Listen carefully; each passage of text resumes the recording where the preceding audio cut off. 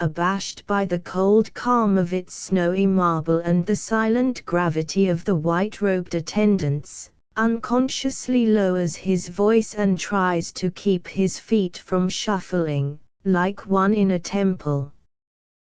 The members of the chorus of the Rose of America dropping in by ones and twos at 6 o'clock in the morning about 2 weeks after the events recorded in the last chapter, spoke in whispers and gave their orders for breakfast in a subdued undertone. The dress rehearsal had just dragged its weary length to a close. It is the custom of the dwellers in Atlantic City, who seem to live entirely by pleasure, to attend a species of vaudeville performances, incorrectly termed a sacred concert, on Sunday nights, and it had been 1 o'clock in the morning before the concert scenery could be moved out of the theater and the first act set of the Rose of America moved in. And, as by some unwritten law of the drama no dress rehearsal can begin without a delay of at least an hour and a half, the curtain had not gone up on Mr. Miller's opening chorus till 2:30. There had been dress parades, conferences, interminable arguments between the stage director and a mysterious man in shirt sleeves about the lights, more dress parades, further conferences, hitches with regard to the sets, and another outbreak of debate on the subject of blues, ambers, and the management of the spot, which was worked by a plaintive voice, answering to the name of Charlie, at the back of the family circle. But by 6 o'clock a complete, if ragged, performance had been given, and the chorus, who had partaken of no nourishment since dinner on the previous night, had limped off round the corner for a bite of breakfast before going to bed. They were a battered and a draggled company, some with dark circles beneath their eyes, others blooming with the unnatural scarlet of the make-up which they had been too tired to take off. The Duchess, haughty to the last, had fallen asleep with her head on the table. The red-headed babe was lying back in her chair, staring at the ceiling. The Southern girl blinked like an owl at the morning sunshine out on the boardwalk. The cherub, whose triumphant youth had brought her almost fresh through a sleepless night, contributed the only remark made during the interval of waiting for the meal. The fascination of a thatage life. Why girls leave home. She looked at her reflection in the little mirror of her vanity bag. It is a face, she murmured reflectively. But I should hate to have to go around with it long. A sallow young man, with the alertness peculiar to those who work on the night shifts of restaurants, dumped a tray down on the table with a clatter. The Duchess woke up. Babe took her eyes off the ceiling. The Southern girl ceased to look at the sunshine. Already, at the mere sight of food, the extraordinary recuperative powers of the theatrical worker had begun to assert themselves. In 5 minutes these girls would be feeling completely restored and fit for anything. Conversation broke out with the first sip of coffee, and the calm of the restaurant was shattered. Its day had begun. "It's a great life if you don't weaken," said the cherub hungrily attacking her omelette. "And the worst is yet to come. I suppose all you old dears realize that this show will have to be rewritten from end to end, and we'll be rehearsing day and night all the time we're on the road." "Why?" Lois Denham spoke with her mouth full. "What's wrong with it?" The Duchess took a sip of coffee. "Don't make me laugh," she pleaded. "What's wrong with it?" "What's right with it?" one would feel more inclined to ask. "One would feel still more inclined," said the cherub, "to ask why one was such a chump as to let oneself in for this sort of thing when one hears on all sides that waitresses earn $60 a month." "The numbers are all right," argued Babe. "I don't mean the melodies, but Johnny has arranged some good business." "He always does," said the Southern girl. "Some more buckwheat cakes, please." "But what about the book?" "I never listen to the book." The cherub laughed. "You're too good to yourself. I listen to it right along, and take it from me it's sad. Of course they'll have it fixed. We can't open in New York like this. My professional reputation wouldn't stand it." "Didn't you see Wally Mason in front, making notes?" "They've got him down to do the rewriting." Jill, who had been listening in a dazed way to the conversation, fighting against the waves of sleep which flooded over her, woke up. Was Mr. Mason there?" "Sure. Sitting at the back." Jill could not have said whether she was glad or sorry. She had not seen Wally since that afternoon when they had lunched together at the Cosmopolis, and the rush of the final weeks of rehearsals had given her little opportunity for thinking of him. At the back of her mind had been the feeling that sooner or later she would have to think of him, but for 2 weeks she had been too tired and too busy to re-examine him as a factor in her life. There had been times when the thought of him had been like the sunshine on a winter day, warming her with almost an impersonal glow in moments of depression. And then some sharp, poignant memory of Derek would come to blot him out. She came out of her thoughts to find that the talk had taken another turn.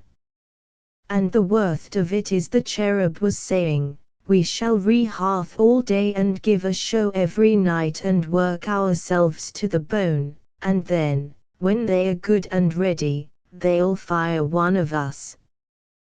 "That's right," agreed the Southern girl. "They couldn't," Jill cried. "You wait," said the cherub. "They'll never open in New York with 13 girls. Ike's much too superstitious. But they wouldn't do a thing like that after we've all worked so hard." There was a general burst of sardonic laughter. Jill's opinion of the chivalry of theatrical managers seemed to be higher than that of her more experienced colleagues. "They'll do anything," the cherub assured her. "You don't know the half of it, dearie," scoffed Lois Denhan. "You don't know the half of it. Wait till you've been in as many shows as I have," said Babe, shaking her red locks. "The usual thing is to keep a girl slaving her head off all through the road tour and then fire her before the New York opening. But it's a shame. It isn't fair. If one is expecting to be treated fairly," said the Duchess with a prolonged yawn, "one should not go into the show business." And, having uttered this profoundly true maxim, she fell asleep again. The slumber of the Duchess was the signal for a general move. Her somnolence was catching. The restorative effects of the meal were beginning to wear off. There was a call for a chorus rehearsal at 4 o'clock, and it seemed the wise move to go to bed and get some sleep while there was time. The Duchess was roused from her dreams by means of a piece of ice from one of the tumblers. Bills were paid, and the company poured out, yawning and chattering, into the sunlight of the empty boardwalk. Jill detached herself from the group, and made her way to a seat facing the sea. Tiredness had fallen upon her like a leaden weight, crushing all the power out of her limbs, and the thought of walking to the boarding house where, from motives of economy, she was sharing a room with the cherub, paralyzed her. It was a perfect morning, clear and cloudless, with the warm freshness of a day that means to be hotter later on. The sea sparkled in the sun. Little waves broke lazily on the grey sand. Jill closed her eyes, for the brightness of sun and water was trying, and her thoughts went back to what the cherub had said. If Wally was really going to rewrite the play, they would be thrown together. She would be obliged to meet him, and she was not sure that she was ready to meet him. Still, he would be somebody to talk to on subjects other than the one eternal topic of the theatre, somebody who belonged to the old life. She had ceased to regard Freddie Rook in this light, for Freddie, solemn with his new responsibilities as a principal, was the most whole-hearted devotee of shop in the company. Freddie nowadays declined to consider any subject for conversation that did not have to do with the Rose of America in general and his share in it in particular. Jill had given him up, and he had paired off with Nellie Bryant. The two were inseparable. Jill had taken 1 or 2 meals with them, but Freddie's professional monologues, of which Nellie seemed never to weary, were too much for her. As a result, she was now very much alone. There were girls in the company whom she liked, but most of them had their own intimate friends, and she was always conscious of not being really wanted. She was lonely, and, after examining the matter as clearly as her tired mind would allow, she found herself curiously soothed by the thought that Wally would be near to mitigate her loneliness. She opened her eyes, blinking. Sleep had crept upon her with an insidious suddenness, and she had almost fallen over on the seat. She was just bracing herself to get up and begin the long tramp to the boarding house, when a voice spoke at her side. "Hello. Good morning." Jill looked up. "Hello, Wally. Surprised to see me?" "No. Millie Trevor said she had seen you at the rehearsal last night." Wally came round the bench and seated himself at her side. His eyes were tired, and his chin dark and bristly. "Had breakfast?" "Yes, thanks." "Have you?" "Not yet." "How are you feeling?" "Rather tired." "I wonder you're not dead." "I've been through a good many dress rehearsals, but this one was the record." Why they couldn't have had it comfortably in New York and just have run through the piece without scenery last night, I don't know, except that in musical comedy it's etiquette always to do the most inconvenient thing. They know perfectly well that there was no chance of getting the scenery into the theater till the small hours. "You must be worn out. Why aren't you in bed?" "I couldn't face the walk." "I suppose I ought to be going, though." She half rose, then sank back again. The glitter of the water hypnotized her. She closed her eyes again. She could hear Wally speaking, then his voice grew suddenly faint and far off, and she ceased to fight the delicious drowsiness. Jill awoke with a start. She opened her eyes, and shut them again at once. The sun was very strong now. It was one of those prematurely warm days of early spring which have all the languorous heat of late summer. She opened her eyes once more, and found that she was feeling greatly refreshed.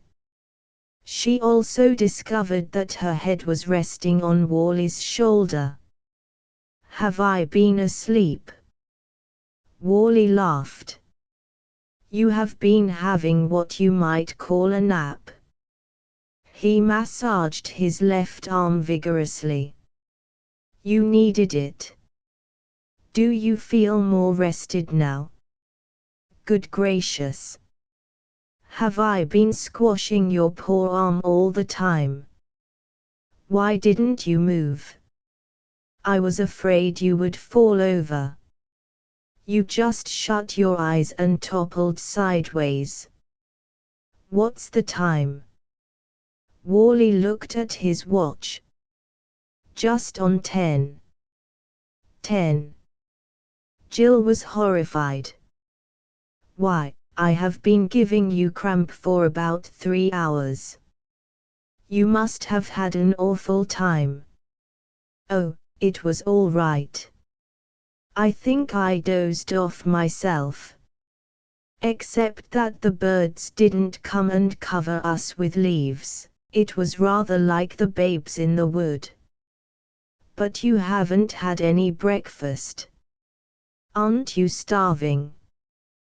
"Well, I'm not saying I wouldn't spear a fried egg with some vim if it happened to float past. But there's plenty of time for that. Lots of doctors say you oughtn't to eat breakfast, and Indian farkers go without food for days at a time in order to develop their souls.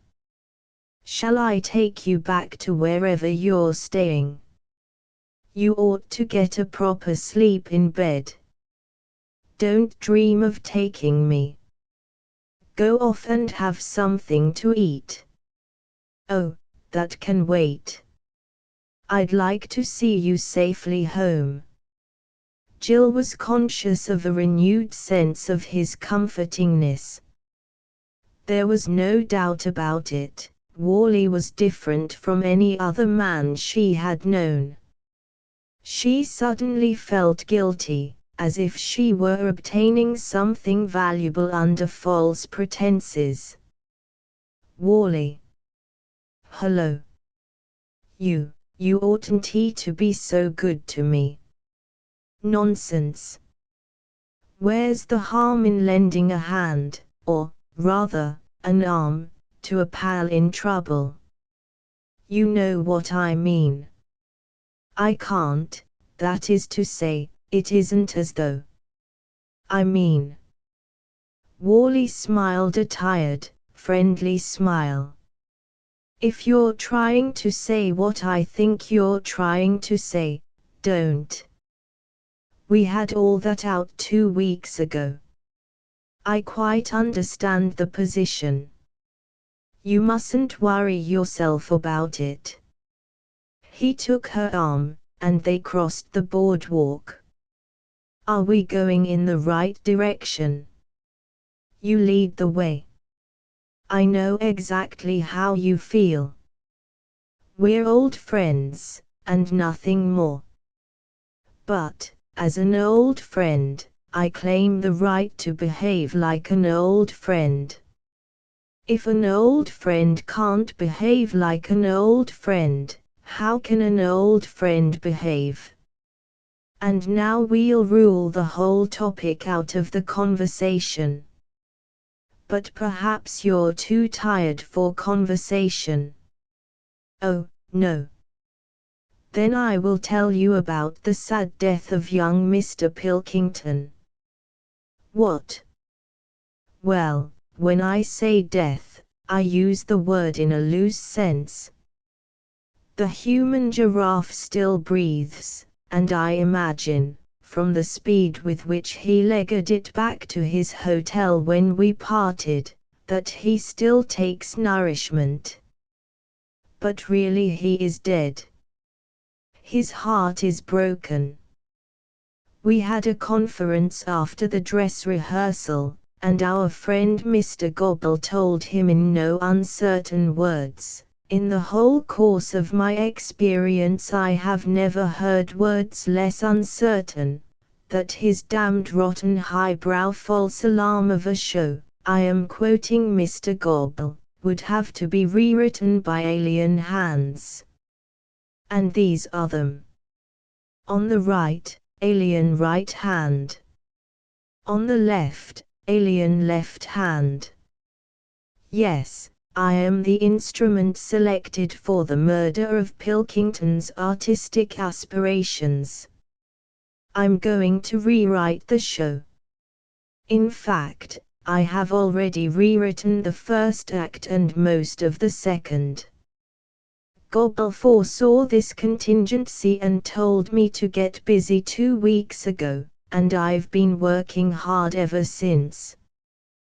We shall start rehearsing the new version tomorrow and open in Baltimore next Monday with practically a different piece. And it's going to be a pippin, believe me, said our hero modestly. A gang of composers has been working in shifts for 2 weeks, and, by chucking out nearly all of the original music, we shall have a good score. It means a lot of work for you, I'm afraid. All the business of the numbers will have to be rearranged. I like work, said Jill. But I'm sorry for Mr. Pilkington. He's all right. He owns 70% of the show. He may make a fortune.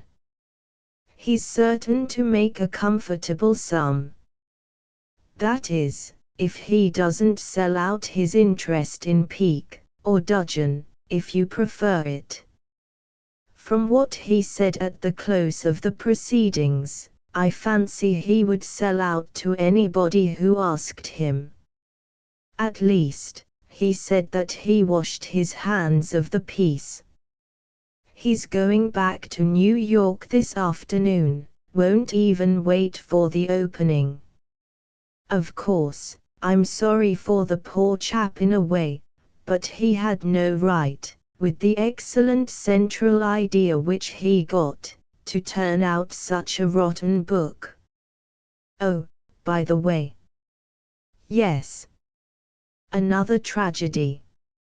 Unavoidable, but pathetic. Poor old Freddie. He's out. Oh, no. Out, repeated Wally firmly.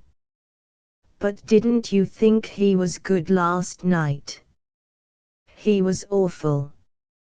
But that isn't why.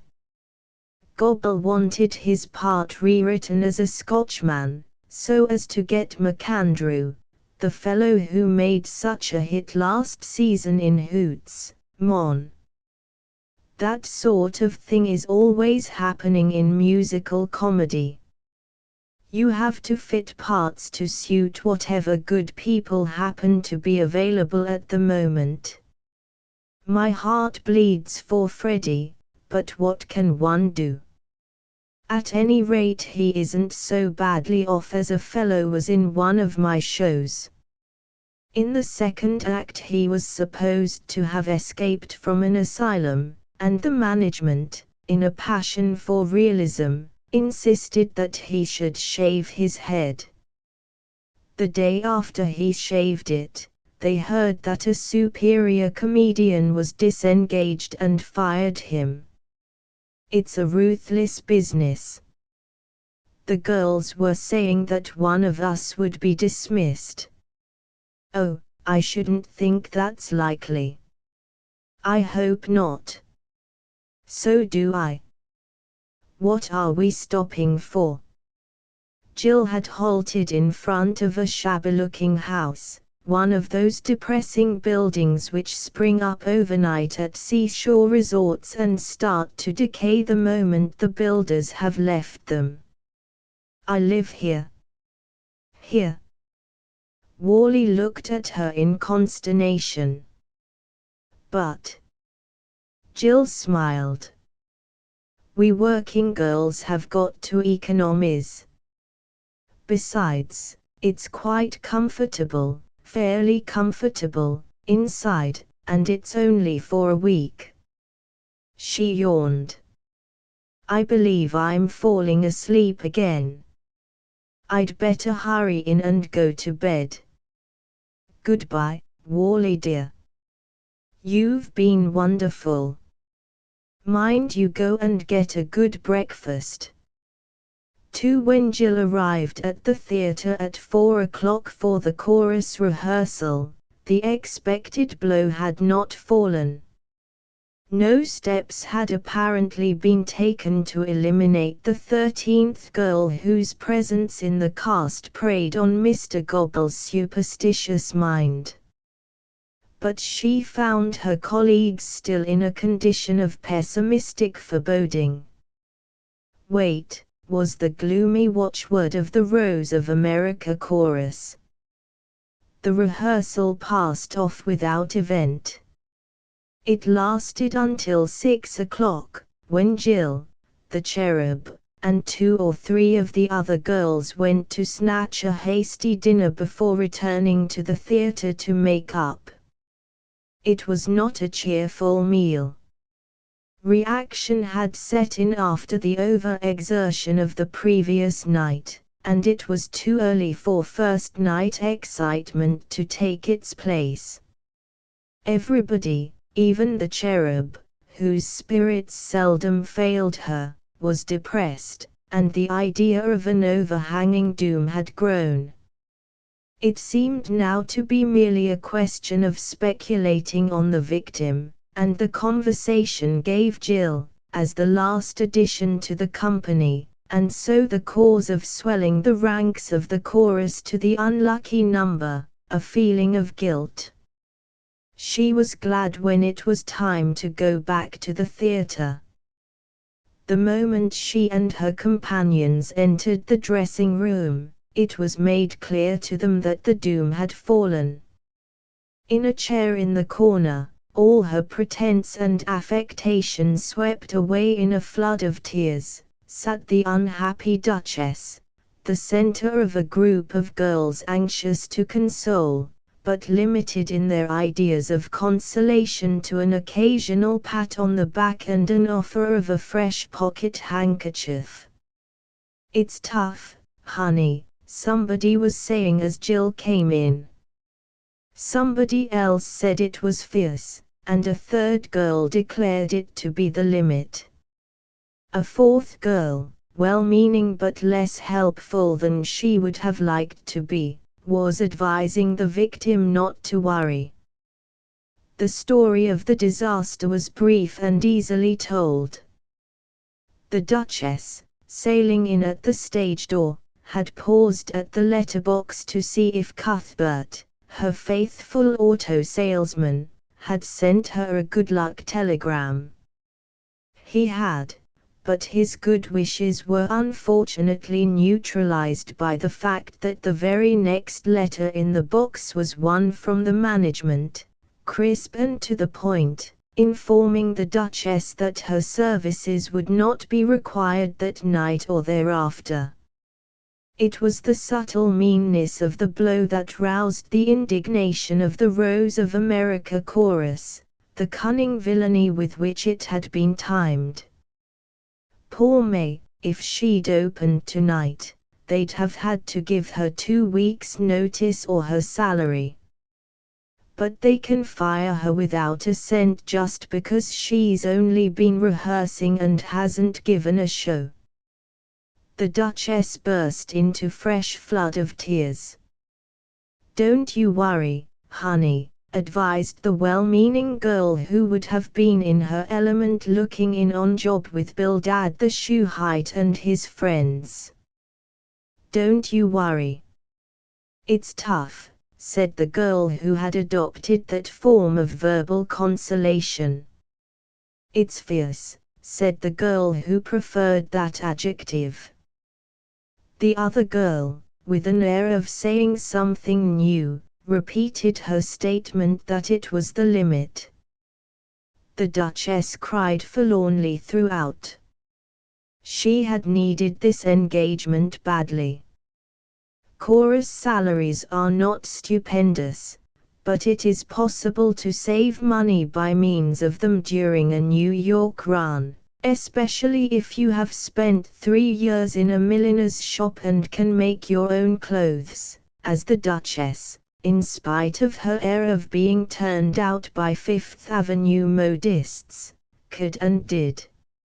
She had been looking forward, now that this absurd piece was to be rewritten by someone who knew his business and had a good chance of success, to putting by just those few dollars that make all the difference when you are embarking on married life. Cuthbert, for all his faithfulness, could not hold up the financial end of the establishment unsupported for at least another 18 months, and this disaster meant that the wedding would have to be postponed again. So the Duchess, abandoning that aristocratic manner criticized by some of her colleagues as upstage and by others as ritzy, sat in her chair and consumed pocket handkerchiefs as fast as they were offered to her. Jill had been the only girl in the room who had spoken no word of consolation. This was not because she was not sorry for the Duchess. She had never been sorrier for anyone in her life. The pathos of that swift descent from haughtiness to misery had bitten deep into her sensitive heart. But she revolted at the idea of echoing the banal words of the others. Words were no good, she thought, as she set her little teeth and glared at an absent management. A management just about now presumably distending itself with a luxurious dinner at one of the big hotels. Deeds were what she demanded. All her life she had been a girl of impulsive action, and she wanted to act impulsively now. She was in much the same berserk mood as had swept her, raging, to the defense of Bill the Parrot on the occasion of his dispute with Henry of London. The fighting spirit which had been drained from her by the all-night rehearsal had come back in full measure. "What are you going to do?" she cried. "Aren't you going to do something?" "Do." The members of the Rose of America ensemble looked doubtfully at one another. Do. It had not occurred to them that there was anything to be done. These things happened, and you regretted them, but as for doing anything, well, what could you do? Jill's face was white and her eyes were flaming. She dominated the roomful of girls like a little Napoleon. The change in her startled them. Hitherto they had always looked on her as rather an unusually quiet girl. She had always made herself unobtrusively pleasant to them all. They all liked her. But they had never suspected her of possessing this militant quality. Nobody spoke, but there was a general stir. She had flung a new idea broadcast, and it was beginning to take root. Do something. Well, if it came to that, why not? We ought all to refuse to go on tonight unless they let her go on, Jill declared. The stir became a movement. Enthusiasm is catching, and every girl is at heart a rebel. And the idea was appealing to the imagination. Refused to give a show on the opening night. Had a chorus ever done such a thing? They trembled on the verge of making history. Strike, quavered somebody at the back. Yes, strike, cried Jill. Hooray! That's the stuff, shouted the cherub, and turned the scale. She was a popular girl, and her adherence to the cause confirmed the doubters. Strike! Strike! Strike! Jill turned to the Duchess, who had been gaping amazedly at the demonstration. She no longer wept, but she seemed in a dream. Dress and get ready to go on, Jill commanded. We'll all dress and get ready to go on. Then I'll go and find Mr. Gobble and tell him what we mean to do. And, if he doesn't give in, we'll stay here in this room, and there won't be a performance. 3. Mr. Gobble, with a derby hat on the back of his head and an unlighted cigar in the corner of his mouth, was superintending the erection of the first act set when Jill found him. He was standing with his back to the safety curtain, glowering at a blue canvas, supposed to represent one of those picturesque summer skies which you get at the best places on Long Island. Jill, coming downstage from the staircase that led to the dressing room, interrupted his line of vision. "Get out of the light," bellowed Mr. Gobble, always a man of direct speech, adding "damn you," for good measure. "Please move to one side," interpreted the stage director.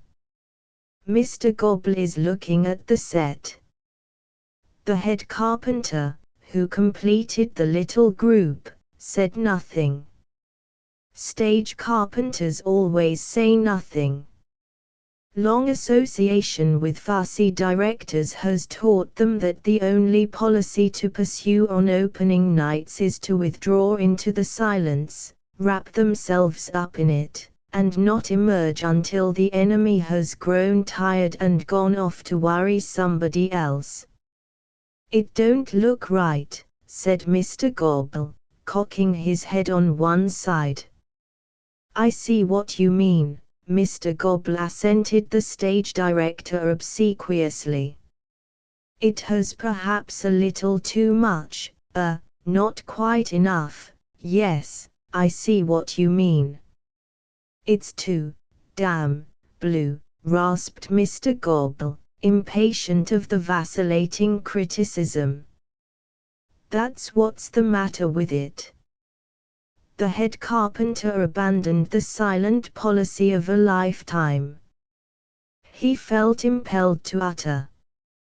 He was a man who, when not at the theater, spent most of his time in bed, reading all fiction magazines, but it so happened that once, last summer, he had actually seen the sky, and he considered that this entitled him to speak almost as a specialist on the subject. "The sky is blue," he observed huskily. "Yesser. I seen it." He passed into the silence again, and, to prevent a further lapse, stopped up his mouth with a piece of chewing gum. Mr. Gobble regarded the silver-tongued orator wrathfully. He was not accustomed to chatterboxes arguing with him like this. He would probably have said something momentous and crushing, but at this point Jill intervened. "Mr. Gobble." The manager swung round on her. "What is it?" It is sad to think how swiftly affection can change to dislike in this world. 2 weeks before, Mr. Gobble had looked on Jill with favor.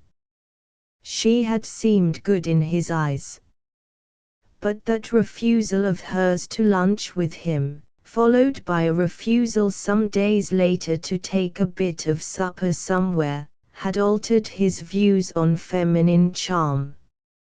If it had been left to him, as most things were about this theatre, to decide which of the 13 girls should be dismissed, he would undoubtedly have selected Jill. But at this stage in the proceedings there was the unfortunate necessity of making concessions to the temperamental Johnson Miller. Mr. Gobble was aware that the dance director's services would be badly needed in the rearrangement of the numbers during the coming week or so, and he knew that there were a dozen managers waiting eagerly to welcome him if he threw up his present job. So he had been obliged to approach him in quite a humble spirit and enquire which of his female chorus could be most easily spared. And, as the Duchess had a habit of carrying her haughty languor onto the stage and employing it as a substitute for the courier which was Mr. Miller's ideal, the dance director had chosen her.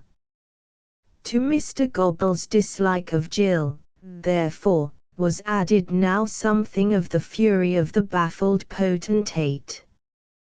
"Jer want?" he demanded. "Mr. Gobble is extremely busy," said the stage director. Extremely. A momentary doubt as to the best way of approaching her subject had troubled Jill on her way downstairs, but, now that she was on the battlefield confronting the enemy, she found herself cool, collected, and full of a cold rage which steeled her nerves without confusing her mind. "I came to ask you to let May Darcy go on tonight." "Who the hell's May Darcy?" Mr. Gobble broke off to bellow at a scene shifter who was depositing the wall of Mrs. Stuyvesant Van Dyke's Long Island residence too far down stage. "Not there, you fool. Higher up." "You gave her notice this evening," said Jill.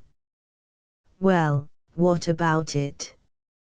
"We want you to withdraw it." "Who's we?" "The other girls and myself." Mr. Gobble jerked his head so violently that the derby hat flew off, to be picked up, dusted, and restored by the stage director. "Oh, so you don't like it? Well, you know what you can do." "Yes," said Jill, "we do. We are going to strike." "What?" "If you don't let May go on, we shan't go on. There won't be a performance tonight, unless you like to give one without a chorus."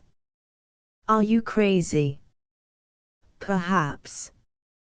But we're quite unanimous."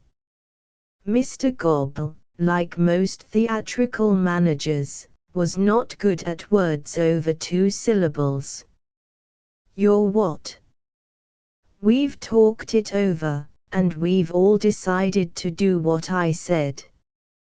Mr. Gobble's hat shot off again, and gamboled away into the wings, with the stage director bounding after it like a retriever.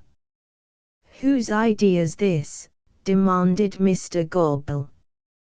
His eyes were a little foggy, for his brain was adjusting itself but slowly to the novel situation. "Mine." "Oh, yours. I thought as much." "Well," said Jill, "I'll go back and tell them that you will not do what we ask. We will keep our makeup on in case you change your mind." She turned away. "Come back."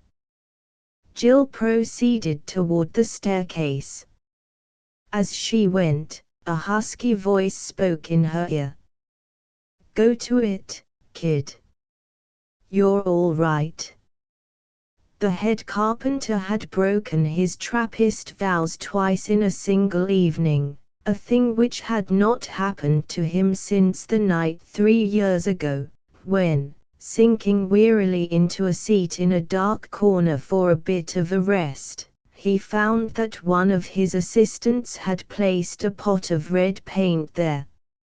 For to Mr. Gobble, fermenting and full of strange oaths, entered Johnson Miller.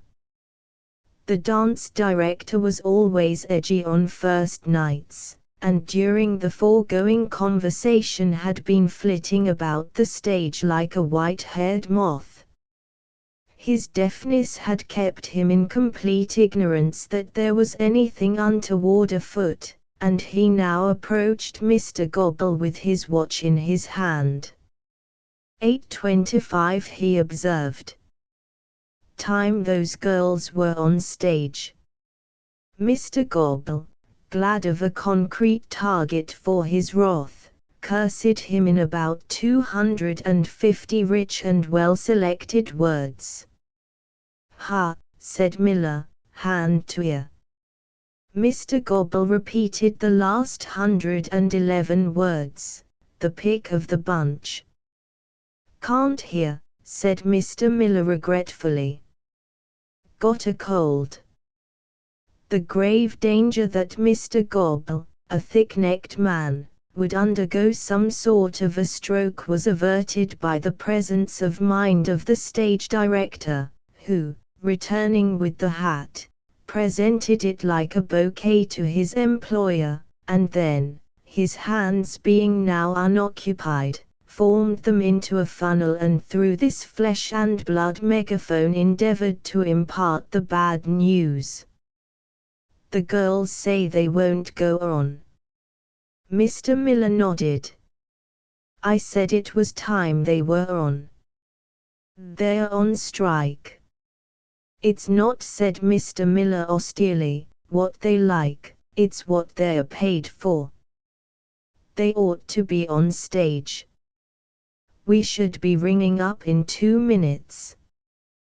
The stage director drew another breath, then thought better of it. He had a wife and children, and, if Dada went under with apoplexy, what became of the home, civilization's most sacred product? He relaxed the muscles of his diaphragm, and reached for pencil and paper. Mr. Miller inspected the message, felt for his spectacle case, found it, opened it, took out his glasses, replaced the spectacle case, felt for his handkerchief, polished the glasses, replaced the handkerchief, put the glasses on, and read. A blank look came into his face. "Why?" he enquired. The stage director, with a nod of the head intended to imply that he must be patient and all would come right in the future, recovered the paper, and scribbled another sentence. Mr. Miller perused it. "Because May Darcy has got her notice?" he queried, amazed.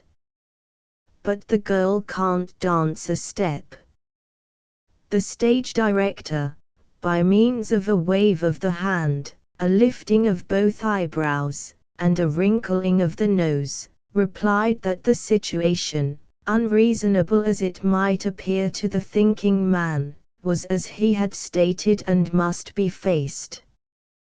What, he enquired, through the medium of a clever drooping of the mouth and a shrug of the shoulders, was to be done about it?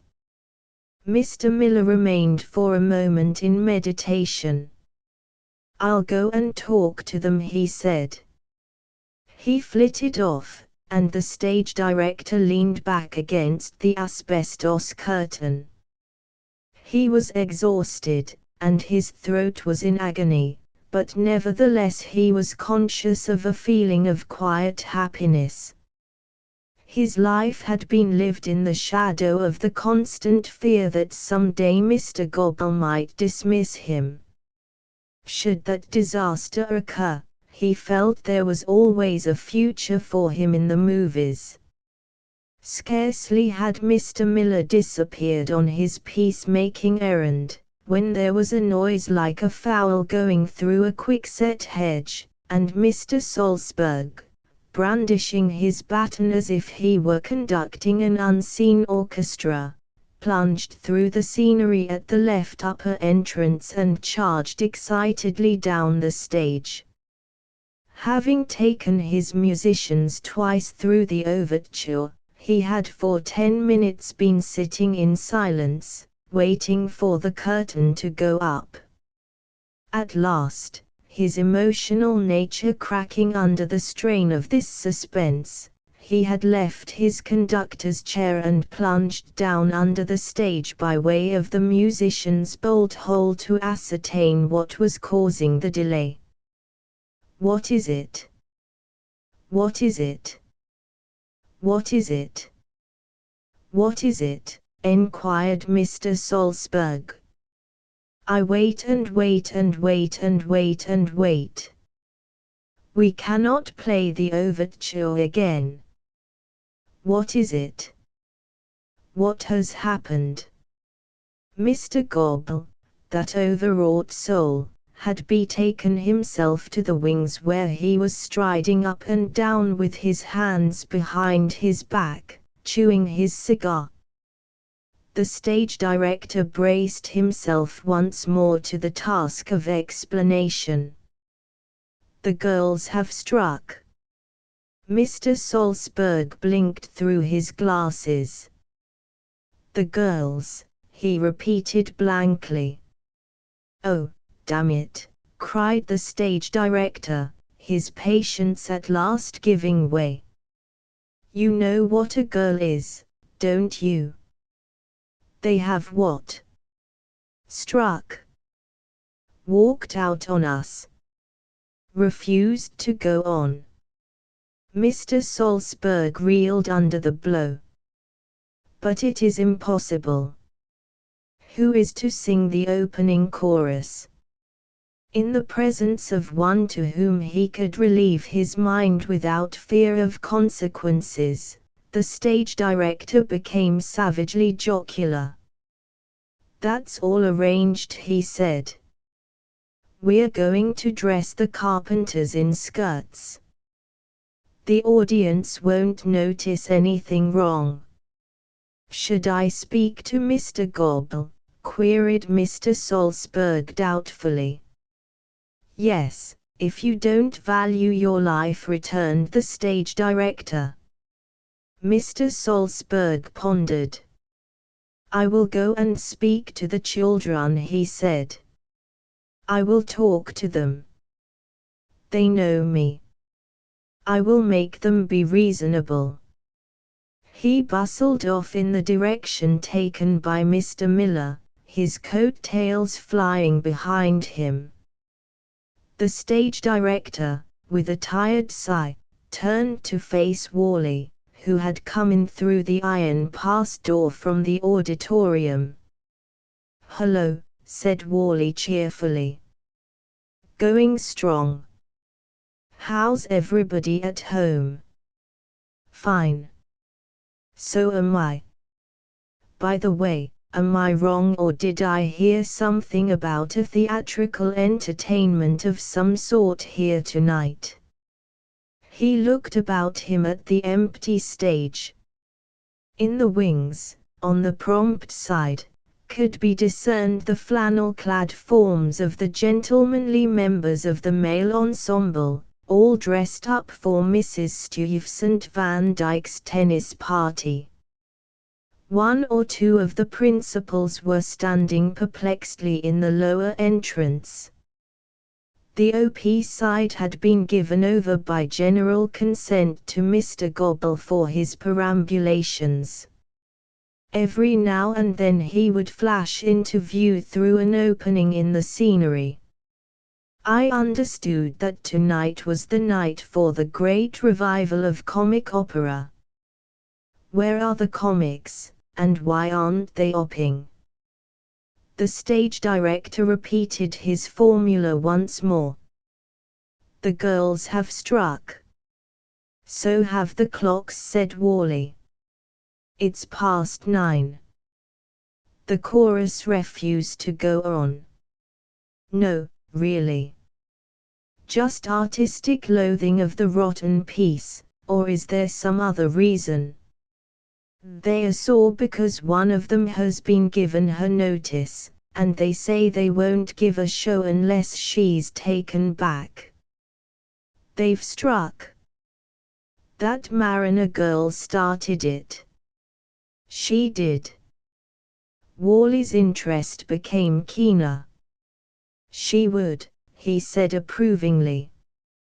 She's a heroine. Little devil. I never liked that girl. Now there, said Wally, is just the point on which we differ. I have always liked her, and I've known her all my life. So, shipmate, if you have any derogatory remarks to make about Miss Mariner, keep them where they belong, there. He prodded the other sharply in the stomach. He was smiling pleasantly, but the stage director, catching his eye, decided that his advice was good and should be followed. It is just as bad for the home if the head of the family gets his neck broken as if he succumbs to apoplexy. You surely aren't on their side, he said. Me, said Wally. Of course I am. I'm always on the side of the downtrodden and oppressed. If you know of a dirtier trick than firing a girl just before the opening, so that they won't have to pay her 2 weeks' salary, mention it. Till you do, I'll go on believing that it is the limit. Of course I'm on the girls' side.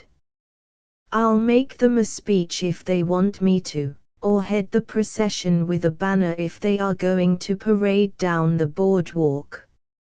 I'm for Father Abraham, 100,000 strong. And then a few.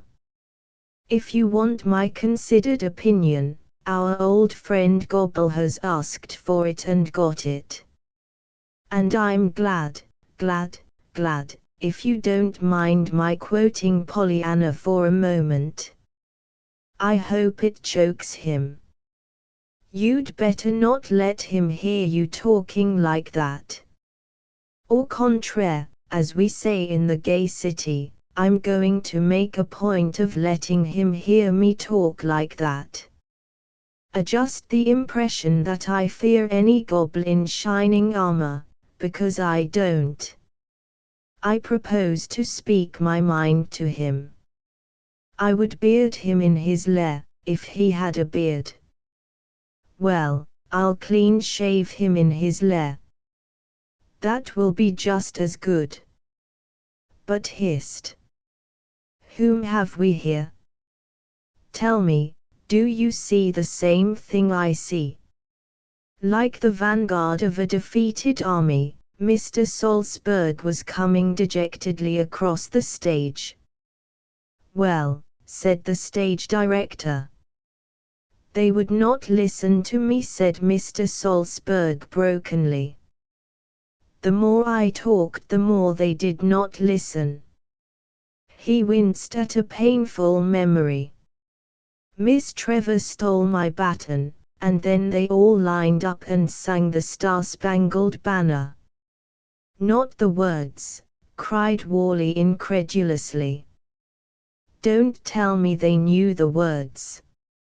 Mr. Miller is still up there, arguing with them. But it will be of no use. What shall we do? Asked Mr. Salzburg helplessly. We ought to have rung up half an hour ago. What shall we do? Oh.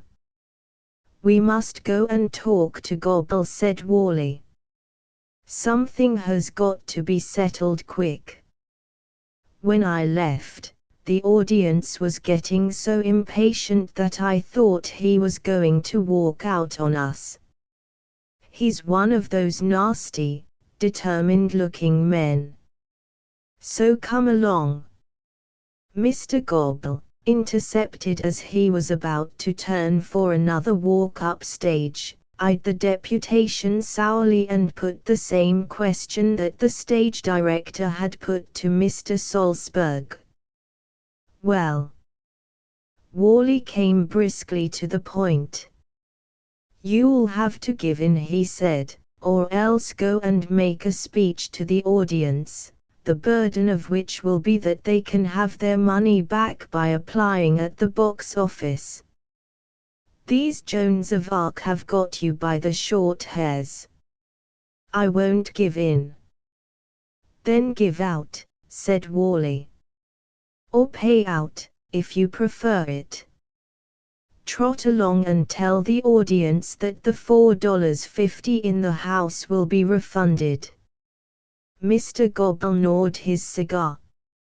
"I've been in the show business 15 years.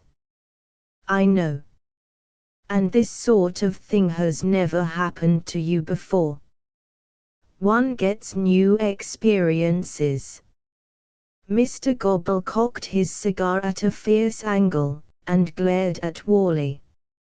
Something told him that Worley's sympathies were not wholly with him. "They can't do this sort of thing to me," he growled. "Well, they are doing it to someone, aren't they?" said Worley, "and, if it's not you, who is it? I've a damned good mind to fire them all." "A corking idea. I can't see a single thing wrong with it except that it would hang up the production for another 5 weeks and lose you your bookings and cost you a week's rent of this theatre for nothing and mean having all the dresses made over and lead to all your principals going off and getting other jobs. These trifling things apart, we may call the suggestion a bright one." "You talk too damn much," said Mr. Gobble, eyeing him with distaste. "Well, go on, you say something. Something sensible. It is a very serious situation," began the stage director. "Oh, shut up," said Mr. Gobble. The stage director subsided into his collar. "I cannot play the overture again," protested Mr. Salzburg. "I cannot." At this point Mr. Miller appeared. He was glad to see Mr. Gobble. He had been looking for him, for he had news to impart. "The girls," said Mr. Miller, "have struck. They won't go on." Mr. Gobble, with the despairing gesture of one who realizes the impotence of words, dashed off for his favorite walk upstage. Worley took out his watch. 6 seconds and a bit," he said approvingly, as the manager returned. "A very good performance. I should like to time you over the course in running kit." The interval for reflection, brief as it had been, had apparently enabled Mr. Gobble to come to a decision. "Go," he said to the stage director, "and tell em that fool of a Darcy girl can play. We've got to get that curtain up." "Yes, Mr. Gobble." The stage director galloped off. "Get back to your place," said the manager to Mr. Salzburg, "and play the overture again." "Again."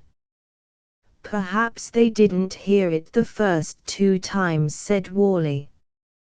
Mr. Gobble watched Mr. Salzburg out of sight. Then he turned to Worley. "That damned Mariner girl was at the bottom of this. She started the whole thing. She told me so." Well, I'll settle her. She goes tomorrow. Wait a minute, said Wally. Wait 1 minute. Bright as it is, that idea is out.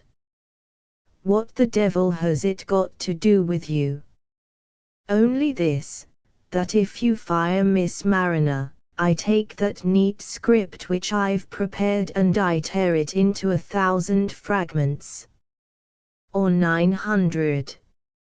Anyway, I tear it. Miss Mariner opens in New York, or I pack up my work and leave.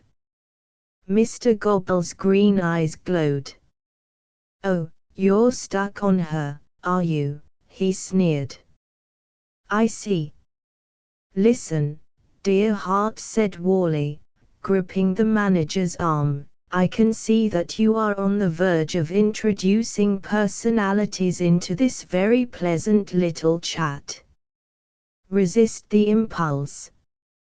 Why not let your spine stay where it is instead of having it kicked up through your hat?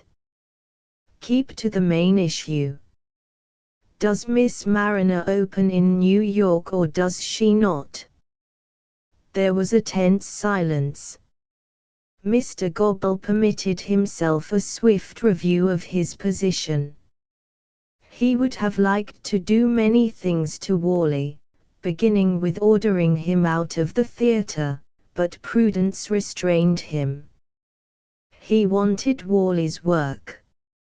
He needed Wally in his business, and, in the theatre, business takes precedence of personal feelings.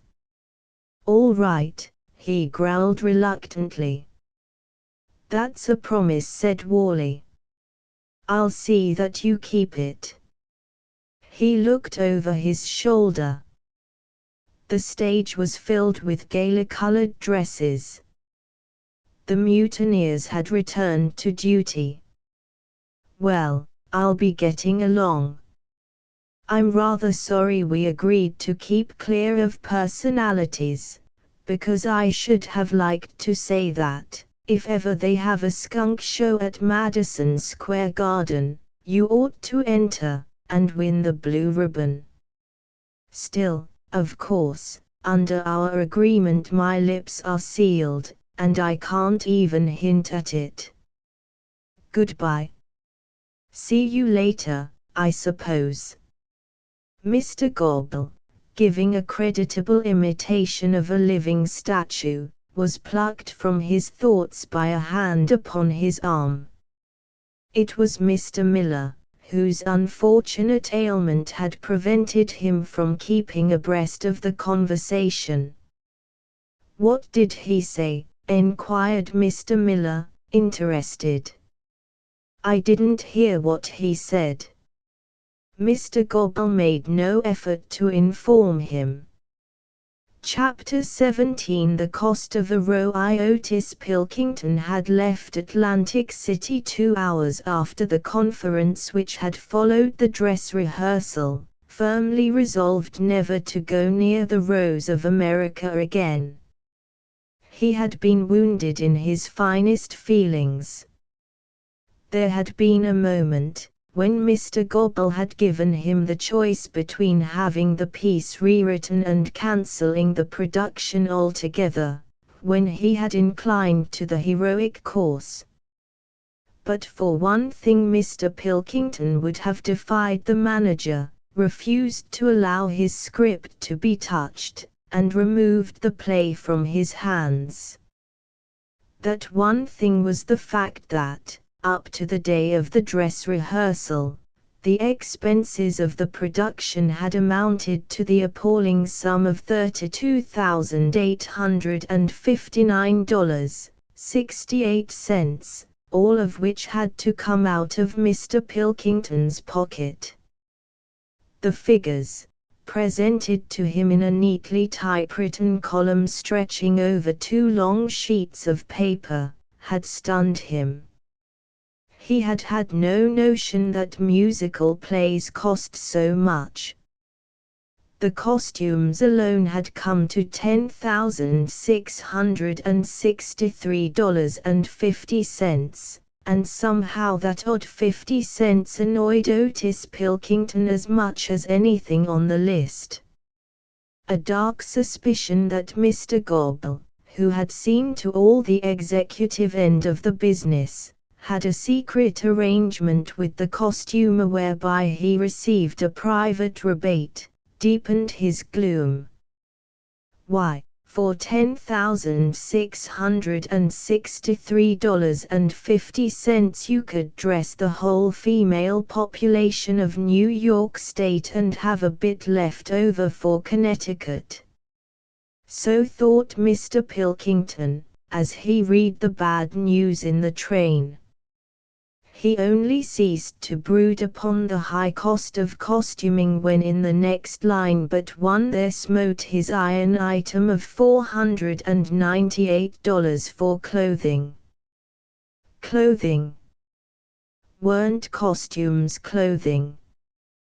Why should he have to pay twice over for the same thing?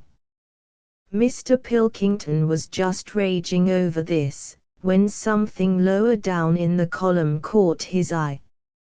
It was the words, clothing.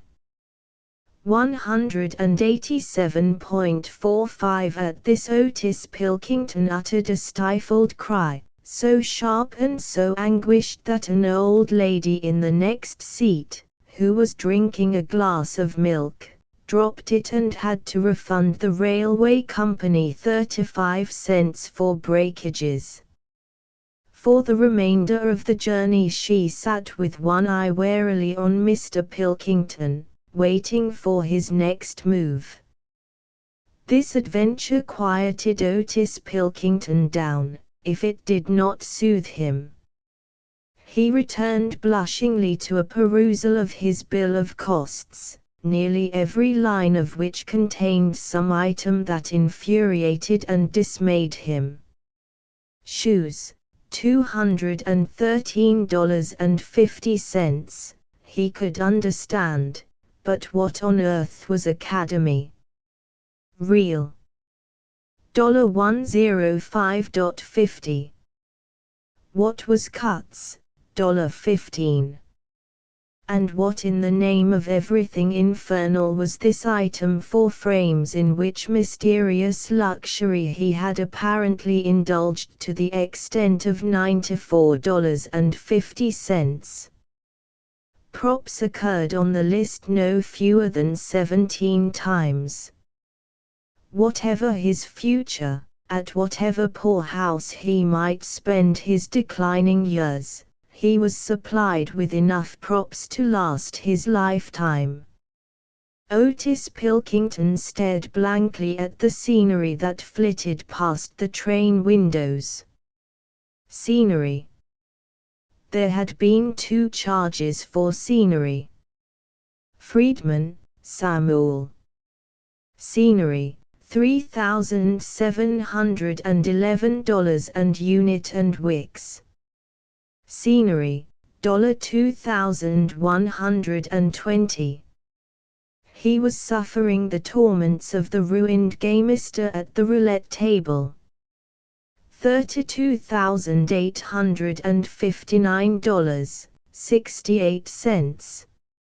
And he was out of pocket $10,000 in addition from the check he had handed over 2 days ago to Uncle Chris as his share of the investment of starting Jill in the motion pictures. It was terrible. It deprived one of the power of thought.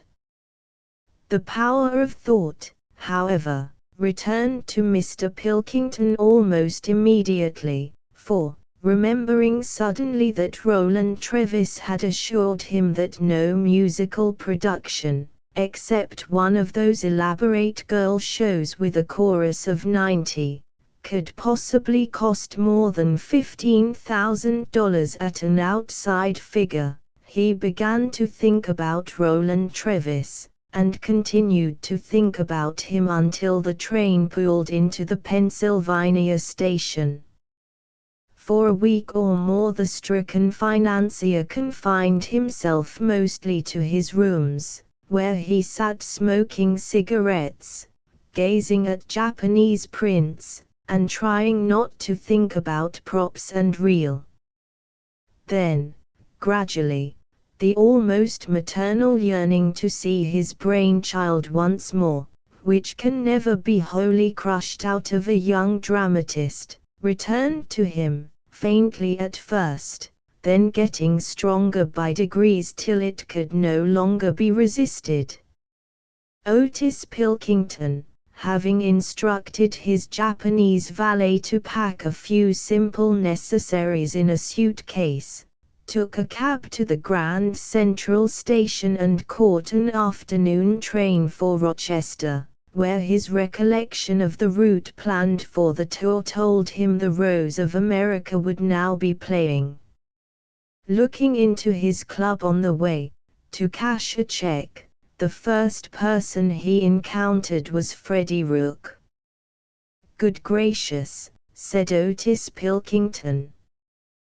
"What are you doing here?" Freddie looked up dully from his reading.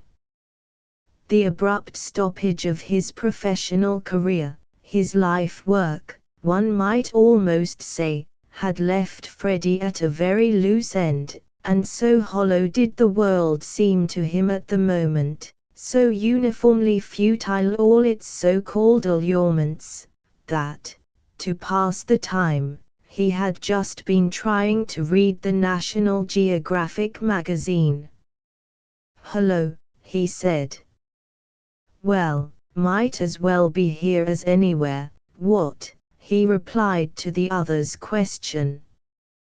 "But why aren't you playing?" "They sacked me. They've changed my part to a bally Scotchman." "Well, I mean to say, I couldn't play a bally Scotchman." Mr. Pilkington groaned in spirit.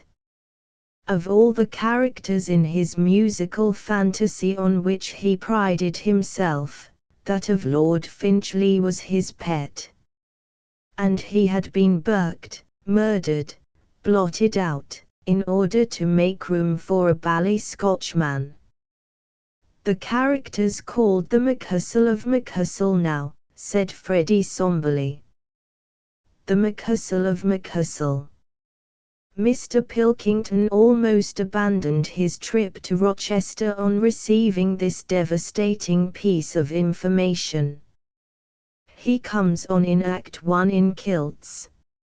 "In kilts?" "At Mrs. Stuyvesant Van Dyke's garden party. On Long Island."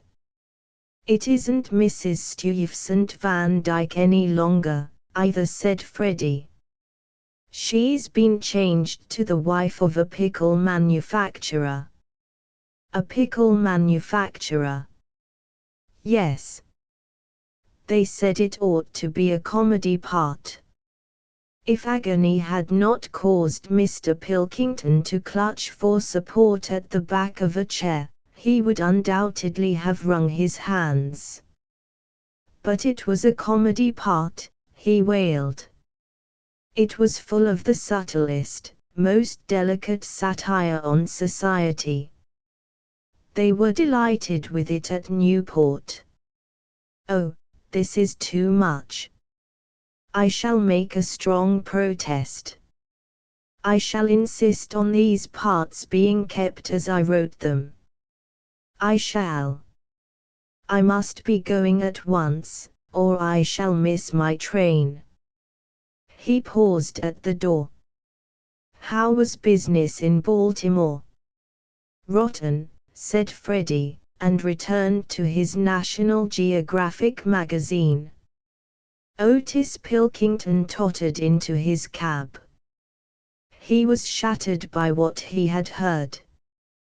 They had massacred his beautiful play and, doing so, had not even made a success of it by their own sordid commercial lights. Business at Baltimore had been rotten. That meant more expense, further columns of figures with frames and reel in front of them. He staggered into the station. "Hey!" cried the taxi driver. Otis Pilkington turned. 65 cents, mister, if you please. Forgetting I'm not your private chauffeur, wasn't you? Mr. Pilkington gave him $1. Money, money. Life was just one long round of paying out and paying out. The day which Mr. Pilkington had selected for his visit to the provinces was a Tuesday. The Rose of America had opened at Rochester on the previous night, after a week at Atlantic City in its original form and a week at Baltimore in what might be called its second incarnation. Business had been bad in Atlantic City and no better in Baltimore, and a meager first-night house at Rochester had given the piece a cold reception, which had put the finishing touches to the depression of the company in spite of the fact that the Rochester critics, like those of Baltimore, had written kindly of the play. One of the maxims of the theatre is that out-of-town notices don't count, and the company had refused to be cheered by them. It is to be doubted, however, if even crowded houses would have aroused much response from the principals and chorus of the Rose of America. For 2 weeks without a break they had been working under forced draft, and they were weary in body and spirit. The new principals had had to learn parts in exactly half the time usually given for that purpose, and the chorus, after spending 5 weeks assimilating one set of steps and groupings, had been compelled to forget them and rehearse an entirely new set. From the morning after the first performance at Atlantic City, they had not left the theatre except for sketchy half-hour meals. Jill, standing listlessly in the wings while the scene shifters arranged the second act set, was aware of Wally approaching from the direction of the pass door. "Miss Mariner, I believe," said Wally. "I suppose you know you look perfectly wonderful in that dress. All Rochester's talking about it, and there is some idea of running excursion trains from Troy and Utica. A great stir it has made." Jill smiled. Wally was like a tonic to her during these days of overwork. He seemed to be entirely unaffected by the general depression, a fact which he attributed himself to the happy accident of being in a position to sit back and watch the others toil. But in reality Jill knew that he was working as hard as anyone. He was working all the time, changing scenes, adding lines, tinkering with lyrics, smoothing over principals whose nerves had become strained by the incessant rehearsing, keeping within bounds Mr. Gobble's passion for being the big noise about the theatre. His cheerfulness was due to the spirit that was in him, and Jill appreciated it. She had come to feel very close to Wally since the driving rush of making over the Rose of America had begun. "They seemed quite calm tonight," she said. "I believe half of them were asleep. They're always like that in Rochester. They cloak their deeper feelings. They wear the mask. But you can tell from the glassy look in their eyes that they are really seething inwardly. But what I came round about was, to give you this letter." Jill took the letter, and glanced at the writing. It was from Uncle Chris. She placed it on the axe over the fire buckets for perusal later. "The man at the box office gave it to me," said Wally, "when I looked in there to find out how much money there was in the house tonight. The sum was so small that he had to whisper it. I'm afraid the piece isn't a success." "Nonsense. Of course it is. We're doing fine." That brings me to section B of my discourse.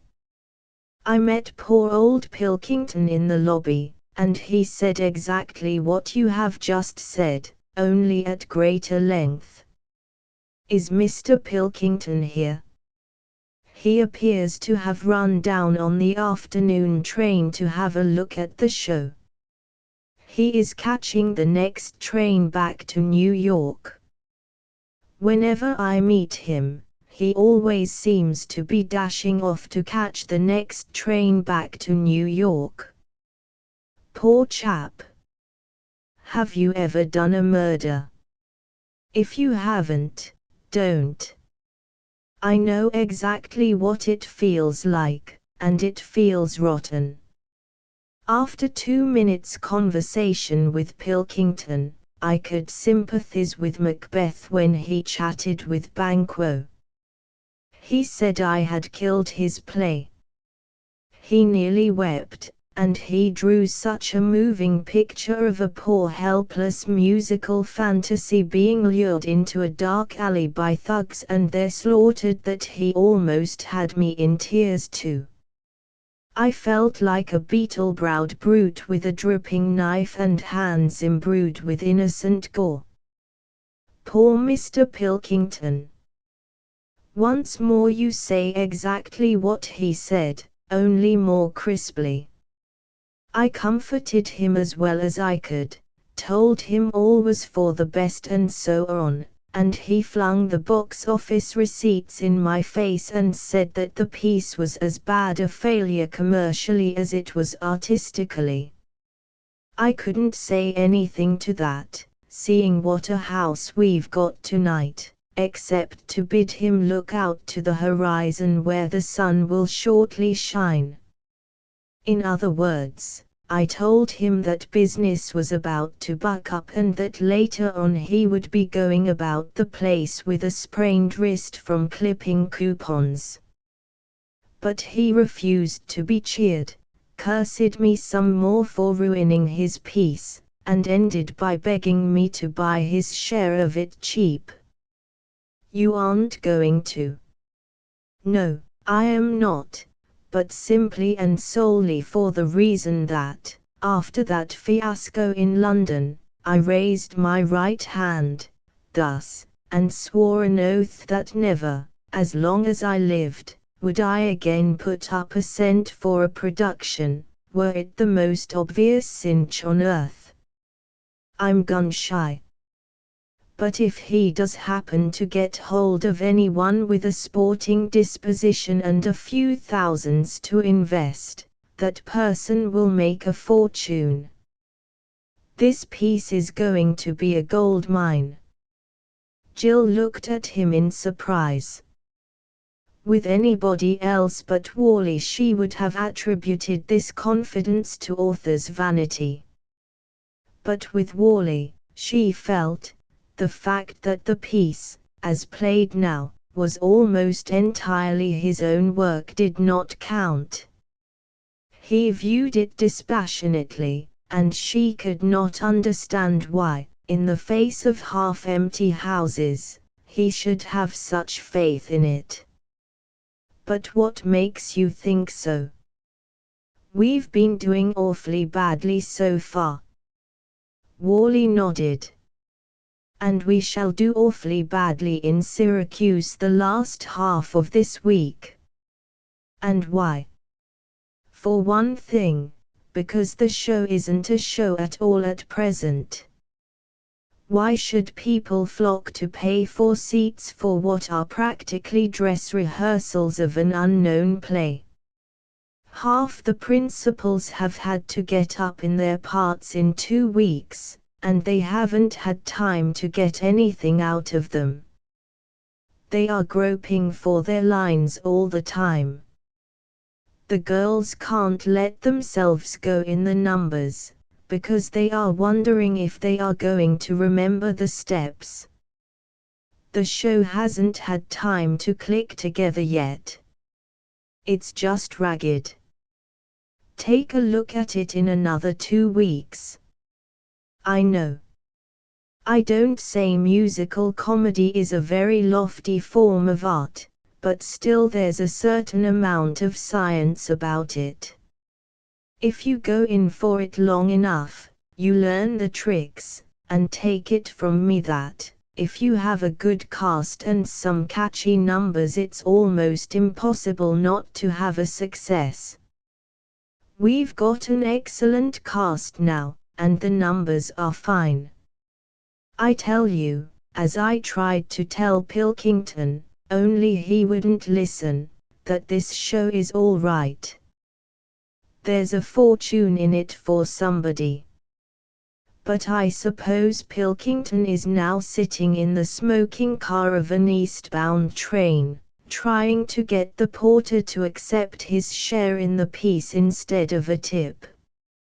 If Otis Pilkington was not actually doing that, he was doing something like it. Sunk in gloom, he bumped up and down on an uncomfortable seat, wondering why he had ever taken the trouble to make the trip to Rochester. He had found exactly what he had expected to find, a mangled caricature of his brainchild playing to a house half empty and wholly indifferent. The only redeeming feature, he thought vindictively, as he remembered what Roland Trevis had said about the cost of musical productions, was the fact that the new numbers were undoubtedly better than those which his collaborator had originally supplied. And the Rose of America, after a disheartening Wednesday matinee and a not much better reception on the Wednesday night, packed its baggage and moved to Syracuse, where it failed just as badly. Then for another 2 weeks it wandered on from one small town to another, up and down New York State and through the doldrums of Connecticut, tacking to and fro like a storm-battered ship, till finally the astute and discerning citizens of Hartford welcomed it with such a reception that hardened principals stared at each other in a wild surmise, wondering if these things could really be, and a weary chorus forgot its weariness and gave encore after all with a snap and vim.